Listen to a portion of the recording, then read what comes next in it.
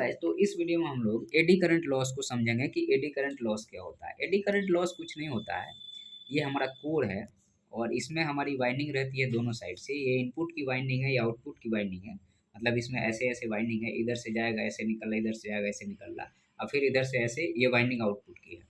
तो अब क्या होता है कि चूँकि ये मैग्नेटाइज़ कोर मैग्नेटाइज़ और डीमैग्नेटाइज़ हो रहा है या फ्लक्स जब इसमें कट करता है, तो इसमें क्या होता है कि करंट का फ्लो होना शुरू हो जाता है। जब करंट का फ्लो होता है, तो क्या होगा हमारा, अब मान लीजिए कि ये कोर की मोटाई ज़्यादा होगी, तो इसी में करंट सर्कुलेट करने लगेगा।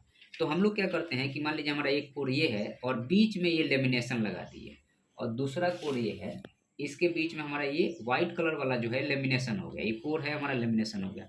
तो अब क्या होगा कि इसकी मोटाई कम हो गई, मतलब इस कोर की मोटाई कम हो गई, तो जो रोटेटिंग करंट जो होगा, वो क्या करेगा कि इस कोर से दूसरे कोर में नहीं जाए, क्योंकि बीच में लेमिनेट कर दिया हमने। तो इस तरह से एडी करंट लॉस को कोर के लेमिनेट करके हम लोग कम करते हैं।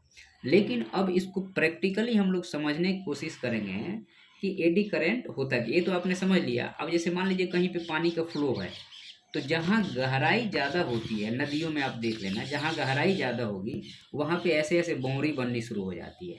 जगह-जगह बोंगड़ी बन रही है, जगह-जगह, वैसे ही इसमें है।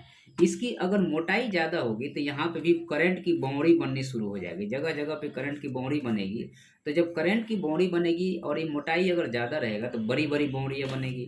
जब बड़ी-बड़ी बोंगड़ियाँ बनेगी तो एक तो हिस्टैरिसीस लॉस के कारण ऑलरेडी कोर जो है सो इग्निटेड है या कहिए कि गर्म हो चुका है। अब एडी करंट लॉस होगा तो ये कोर और ज़्यादा हीट हो जाएगा, तो हमें और ज़्यादा कूलिंग में पैसा खर्च करना पड़ेगा। तो उसके लिए हम लोग क्या करते हैं कि कूलिंग में पैसा ना खर्च करके हम लोग क्या करते हैं, कोर की पतली-पतली जो है सो पट्टी को जोड़ के बीच में लेमिनेट करके पट्टी जोड़ दिए, लेमिनेट किए, पट्टी जोड़ दिए, तो मोटा कोर हमारा मान लीजिए इतना मोटा कोर है, लेकिन वो पतली-पतली इतनी ही से बीच में लेमिनेशन है, तो वो कोर में जो है जो एडी करंट लॉस होगा वो उतना बड़ा नहीं होगा, मतलब छोटा-छोटा लूप बनेगा और वो ज़्यादा, मतलब कि हम लोग उसको ईज़िली कूलिंग में ख़त्म कर सकते हैं। अब इसको, इस मॉडल को हमने आपको बता दिया। अब इसको प्रैक्टिकली हम आपको, हमारे पास में चूँकि जो एडी करंट लॉस है या जो करंट है वो पानी, जैसे पानी फ्लो होता है वैसे इलेक्ट्रॉन फ्लो होता है। तो जब इलेक्ट्रॉन फ्लो होगा किसी पाइप से या किसी मटेरियल से, तो उसमें भी ऐसे ही होगा। तो इसी चीज़ को समझने के लिए हमने एक मॉडल यहाँ पे रखा है।